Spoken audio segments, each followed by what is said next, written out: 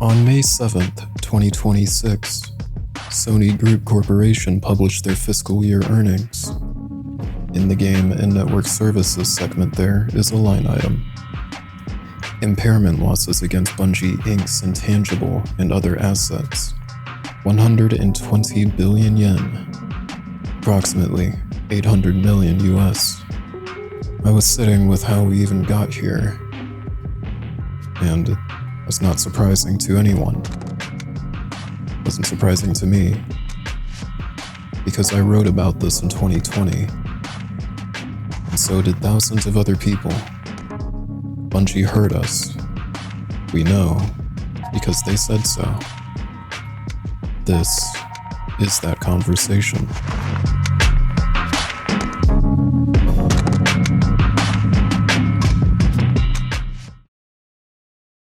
We hear you. We are listening. Your feedback has been received. We take this seriously. Thank you for your passion for this game. We hear you. Those phrases have a specific texture in the gaming industry. They appear in developer tweets, in community manager posts, in press statements after particularly loud feedback cycles.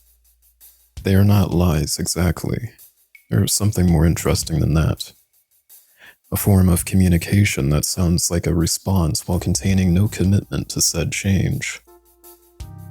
The Destiny 2 subreddit ran on that language for years. A thread would go front page, thousands of upvotes, hundreds of comments from players who had either been there since launch day or players who just felt the same way. Everybody arrived, all of them describing the same problems in different words. The threads would surface. The community managers would acknowledge them. The TWABs, the weekly blog posts dedicated to Destiny 2, would note the feedback. And the next season would launch on schedule, structurally identical to the one before it. We hear you is not the same thing as we are changing this. And eventually, the community stopped being loud enough to require even that. April 2020. I have been playing Destiny since it launched on Battle.net, 6,000 hours across platforms by the time we are recording this. At the time of writing the post, I was deep enough into the game to know what it felt like when something structural was wrong. I titled it, I am still under the belief that this game going free-to-play was and is Bungie's and Destiny's downfall. Here is what I wrote. I want to start by talking about my experience with bringing new light players into the game. I have only brought in a handful of new players since the release of Shadowkeep, which I feel Bungie had thought and hoped for players like me that have been in the game since launch to blow smoke up some new players' ass and tell them about all the amazing world building, unique weapon quests, and raiding.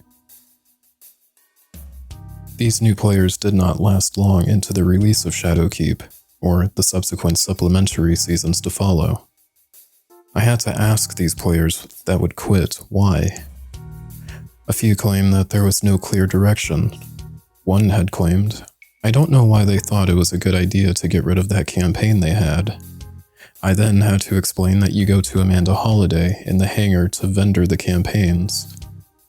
It was head-scratching. But that is what it was. Another player said they felt limited to the stuff that they could do, which I empathize with, as my clanmates would gather to do a raid only to realize we would not be able to bring the newer player in with us, forcing the party to disband so the new player could join in on activities, or telling the new player they were out of luck. Another player claimed they felt too late to the game. Bungie only planned on veterans shepherding the new players to do all these quests and activities like a pet you would summon, without any of the discovery or exploration that veterans did before New Light, and had no idea how bland the experience would be if there were no veterans to taxi new players around. This game was not designed around doing supplementary tasks as main tasks. This game was not designed around buying skins as loot. This game was not designed for a battle pass system where the player is forced to log in on a schedule like it's a job so that they get their money's worth on flawed and half-baked ideas for 3 months at a time. The game would be significantly better if it wasn't free-to-play. It is not hooking most new players unless they have a veteran to taxi them and explain everything, or they happen upon a guide detailing what to do. You have an overwhelmingly large amount of posts telling you to stop doing this battle pass system, and yet you have your community manager saying no, we're just going to keep doing this. However, we hear your feedback. Too long didn't read. I just wish this game just went back to being a paid experience. Free-to-play doesn't work for this game's longevity, and Bungie insists on implementing features designed to continuously milk time and money from the player base despite the myriad of complaints arguing otherwise.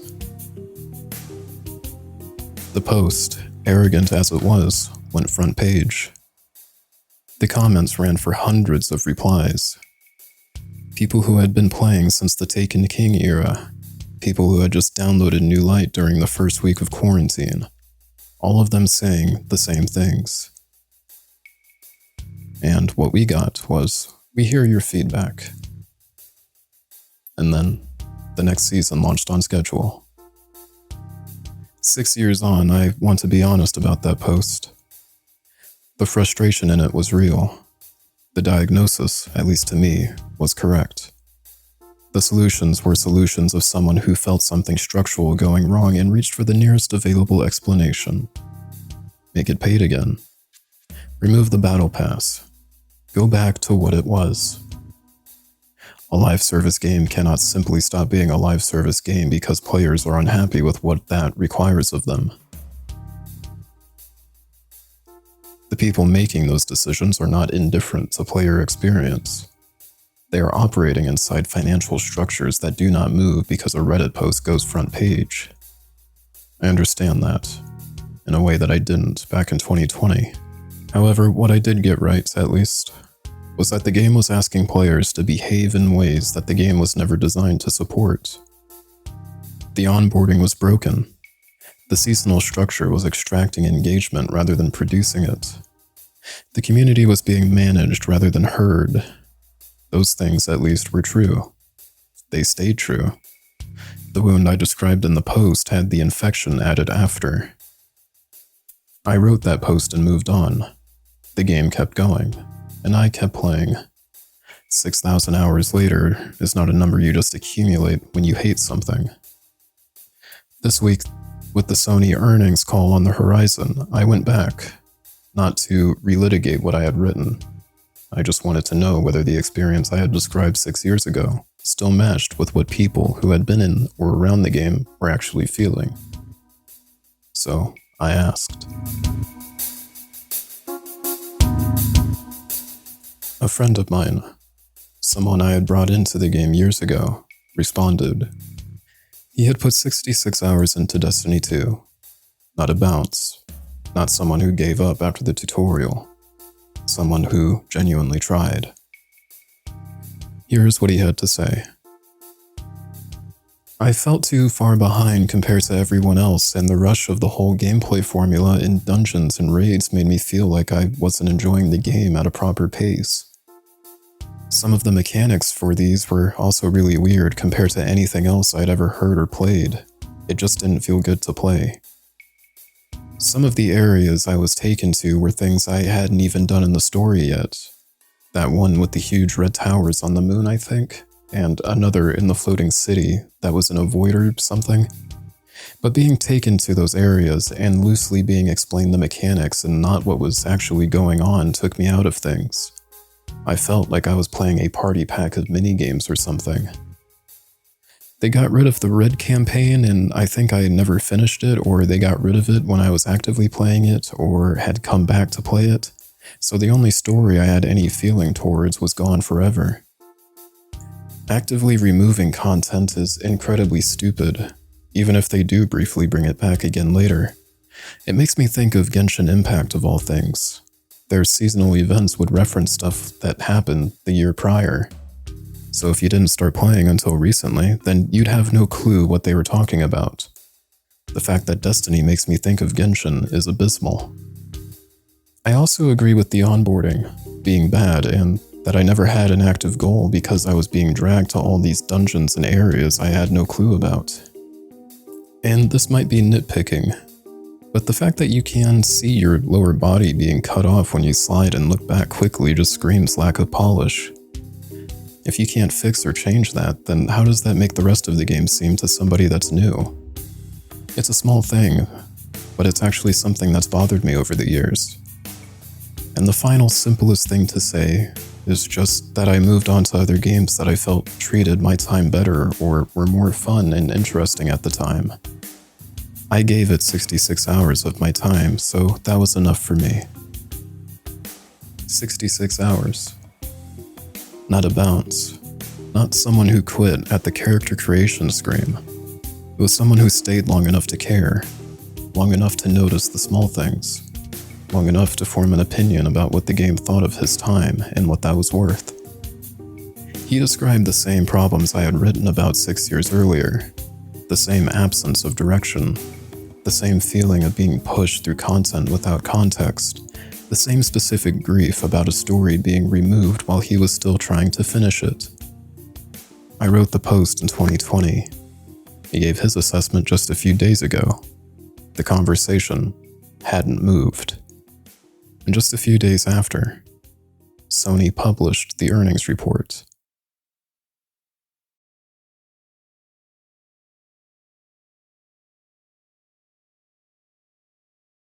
There is a specific kind of quiet that tells you a community has stopped caring.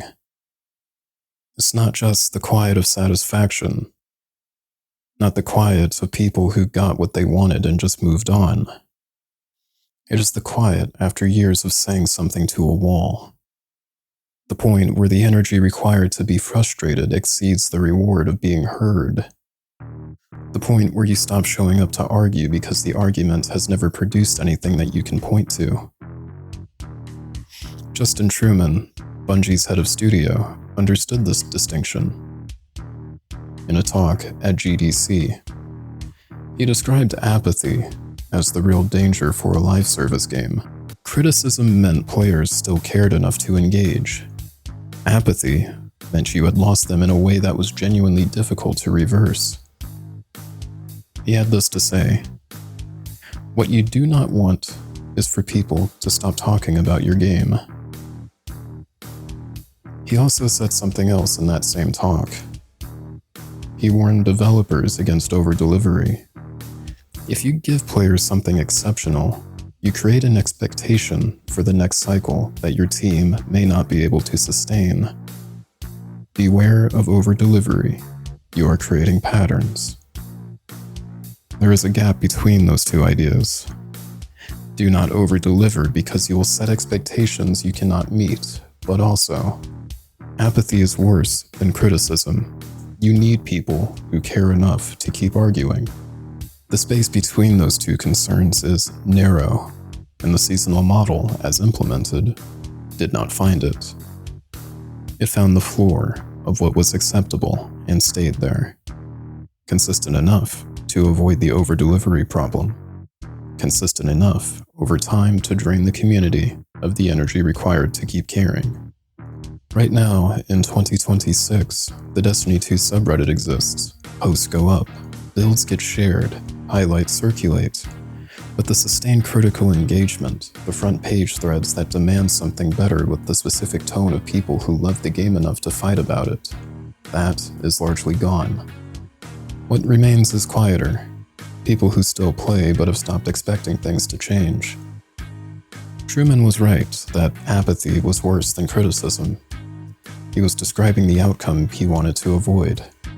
And to me, that is where the game is.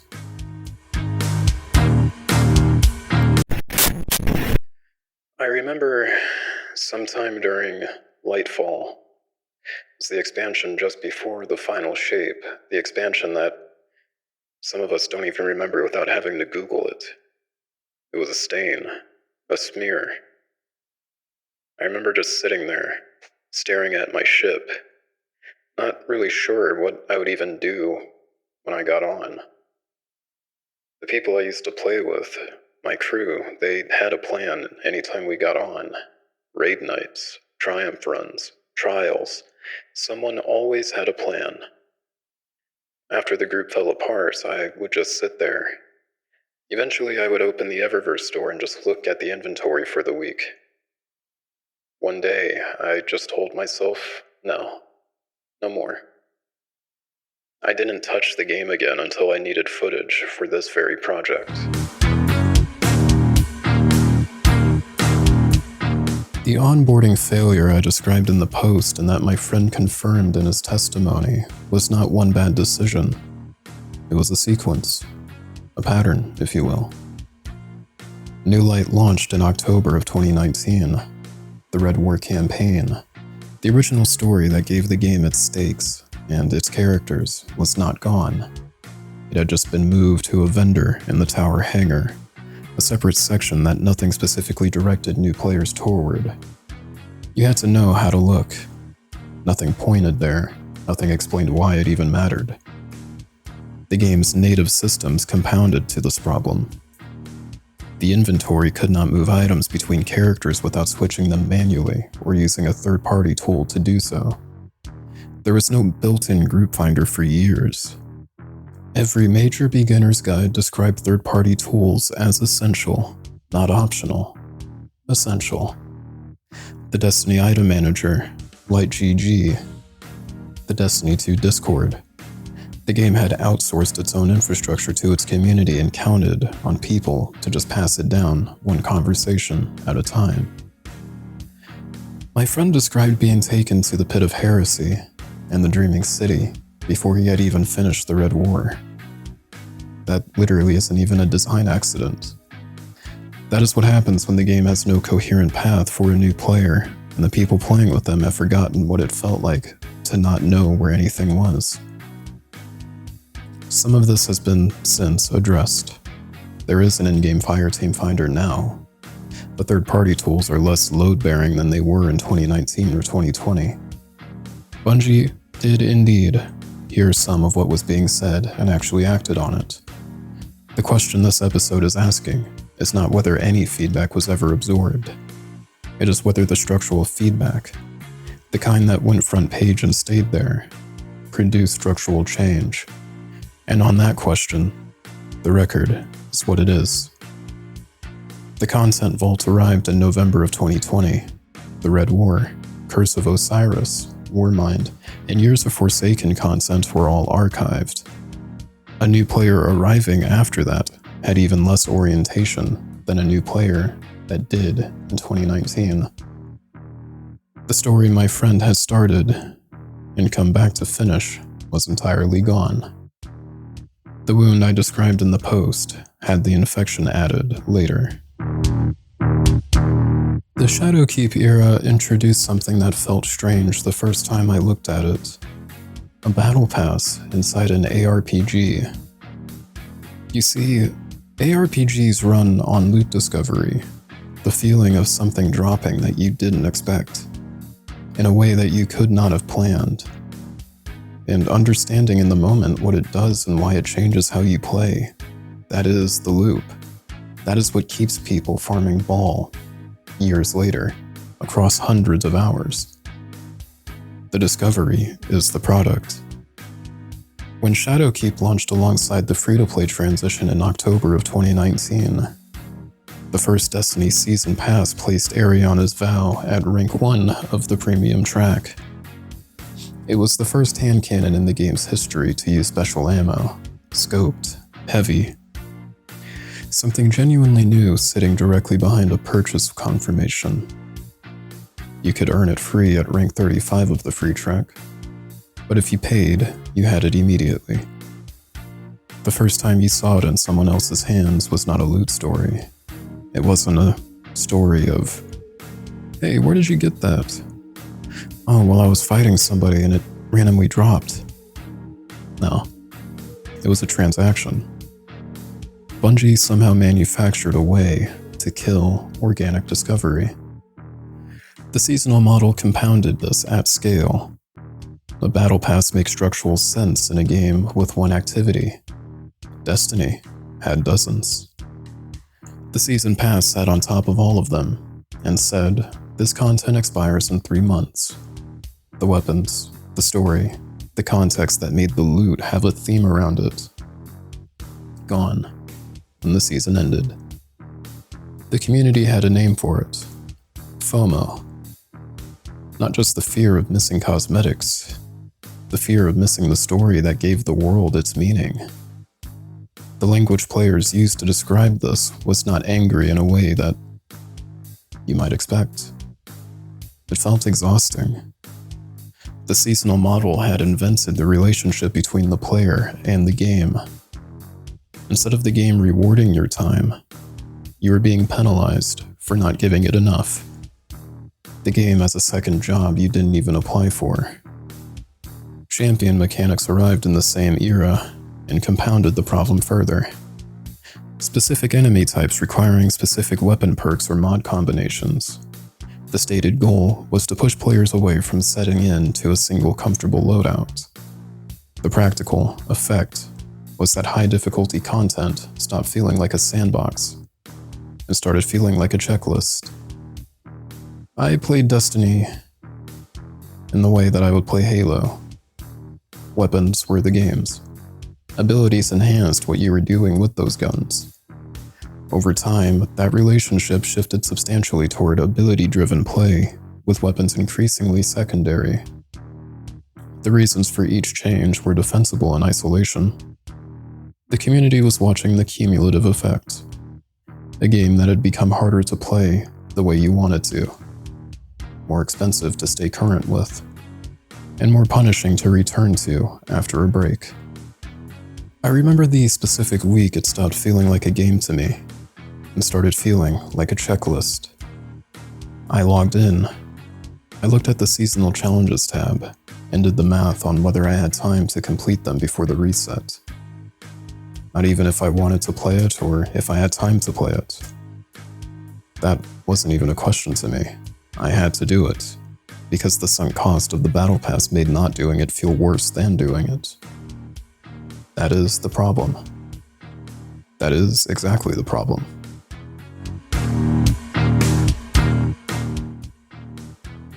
If you watched my last episode on Bungie, you know the shape of the Activision split. January 2019. The community celebrated. The studio and its players on one side, the publisher on the other. I celebrated with everyone else. I still believed at that point that the model could be corrected once the external pressure was gone. What Independence revealed was that the constraints had not been external. The Eververse didn't even shrink.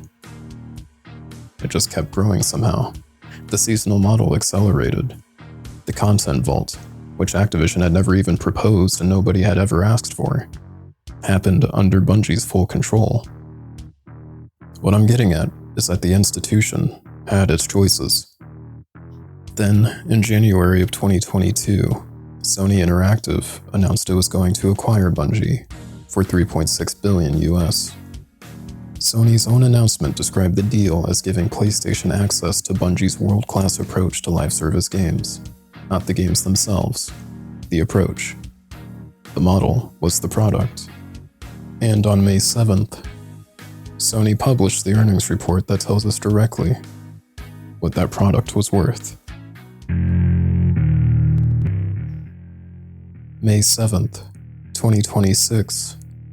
Sony Group Corporation releases fiscal year 2025 earnings. The Game and Network Services segment headline is positive. Operating income is up year over year. Record high, excluding one-time items. The one-time item is the story. In the second quarter of fiscal year 2025, Sony recorded 31.5 billion yen in impairment losses against Bungie Inc.'s intangible and other assets. In the fourth quarter, another 88.6 billion yen. Total for the fiscal year, 120 billion yen. At the average exchange rate, that is approximately 800 million US. Sony also recorded 18.3 billion yen in expenses from a correction to previously capitalized Bungie development costs, approximately 120 million more. The fiscal year 2026 operating income forecast projects an improvement of 136 billion yen. The primary driver, the absence of fiscal year 2025 impairment charges. The recovery Sony is projecting for the year is largely the subtraction of a loss rather than the addition of new growth. I had to look into what impairment was. I'm no financier, and, well, Google is a tool, after all.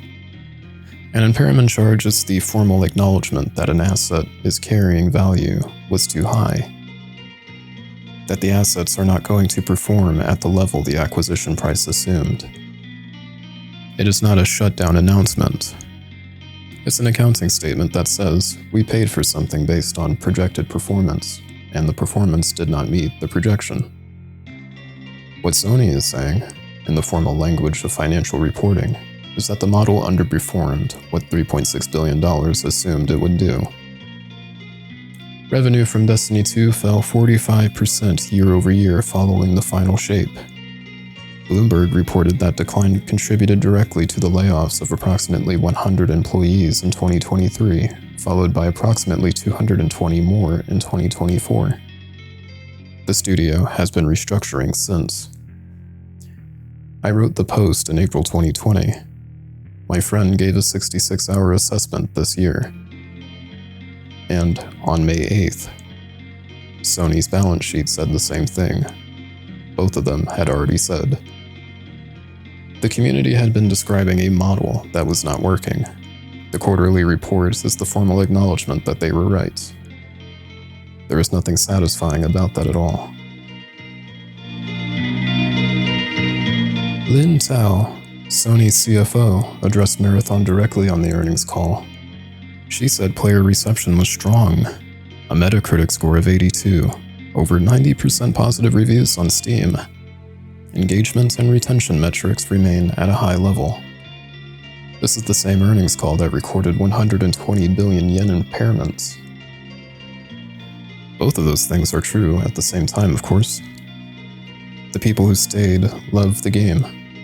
The game is shedding players it cannot replace.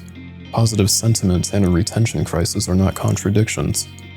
They describe the same situation from opposite ends. The players leaving are not leaving because they fail to understand what kind of game it is. They are leaving because they cannot convince their friends to spend $40 on a game when those friends already own Tarkov, already own Arc Raiders. These people have homes. Marathon had to be worth abandoning those communities for. At the end of the first season, going into the second, for most players, it isn't. The defense that keeps surfacing says players misunderstand what kind of game Marathon is, that it is niche the way Dark Souls is niche. Learning through failure, depth that rewards patience. I love Marathon, but I understand that defense. But niche is not a genre description. It's a ratio. What the game asks against what it offers, against everything else competing for the same time. The same institutional philosophy that trained Destiny players out of believing their feedback mattered shipped a game that cannot explain itself to its own audience. I've been thinking about it lately. Let's say they sold you Halo, but it was only Slayer. What if they sold you Destiny, but it was only Strikes? Marathon is an extraordinary sandbox locked inside a single expression of itself, when you still need to explain who the audience is supposed to be at the end of the first season. Destiny 2 was not mentioned once on that earnings call. Sony doesn't own the Destiny IP after all, but Marathon is a Sony product. The public proof of concept for what $3.6 billion was supposed to buy. That is why it got the sentence about strong player reception in a document full of impairment charges.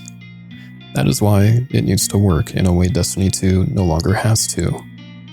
Whether it does is a question the second season will not answer by itself. I said something in episode 3 of the series that I keep returning to. People played it anyway, because the bones were that good. I was talking about Destiny 1, the hollow walls, the lore on a separate website because there was no time to put it in the game, and people played it anyway. That is still true in 2026. Players are actually going back to Destiny 1, not as nostalgia in the soft, comfortable sense, as a preference, a choice made after experiencing what followed. The sandbox Bungie built in 2014 still works in a way that is specific and recognizable. 12 years on, and it still feels like nothing else. I remember the Cosmodrome, early Destiny 1, the patrol zone before anyone had a reason to be there except to be there. The skybox low and gray and enormous. That's all I really got to experience from the beta. But it was pretty neat. The sound of wind through the old structures, your ghost floating quietly beside you. Nothing asking anything of you, just the world and the weapon in your hands and the specific weight of how it felt to fire it. That feeling did not come from a battle pass. It wasn't the Eververse. It was in the bones. The Destiny 2 problem was never the bones. It was everything built around them over time. The seasonal model, the content vaulting, the pricing structure, the Eververse, the live service scaffolding that grew large enough to obscure what it was built around. $800 million is not Bungie failing to make something worth playing. It is Sony acknowledging that the scaffolding became the product, and the product underperformed. The bones are still there. The players going back to Destiny 1 are telling you something that quarterly report confirms. The thing worth keeping was always underneath everything else. Whether anyone with authority to act on that is paying attention to a different question. One this episode can't answer. I'm not going to tell you what this means for Destiny's future. Nobody can right now, and that's frustrating. The impairment charges are recorded. Sony's forecasts project improvement, whether that means anything. Whether that comes from the business stabilizing or it's simply just a one-time loss no longer appearing on the ledger. That may be a different conversation. What I can say is this. A person wrote a post in 2020 describing a model that treated players as time as a resource to be consumed rather than a reason for the whole thing to even exist.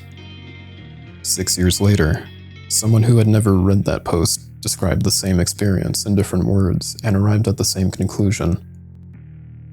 And in May of 2026, a corporate earnings document arrived at it too. 3 different voices, 3 different distances from the game.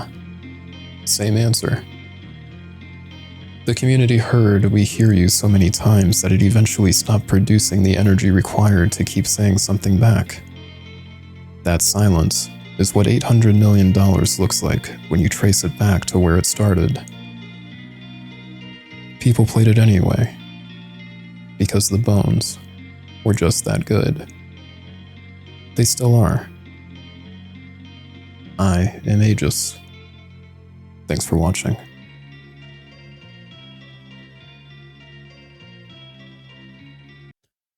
Hello, everybody. We're 6 episodes in. My cadence could be a little bit better on these uploads. I'm still figuring it out. And like they say, it's a marathon, not a sprint. I want to thank everybody for continuing to support the channel. Literally just being here means a lot to somebody that just started this. There are plenty of conversations to have. There are plenty of stories to share. And I just hope that I'm doing right by the community for even sharing them. You guys might notice between every episode, my voice sounds just a teeny bit different. I'm no perfectionist in the standard sense. I have my problems just like everybody. One of which I cannot decide what mixer I actually like. So if you guys like the way that this video sounds, let me know in the comments. Lest my voice somehow change in the next episode too.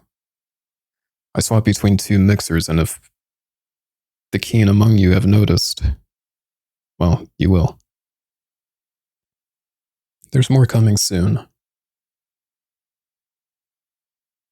But for now, all I can say is, thanks for watching.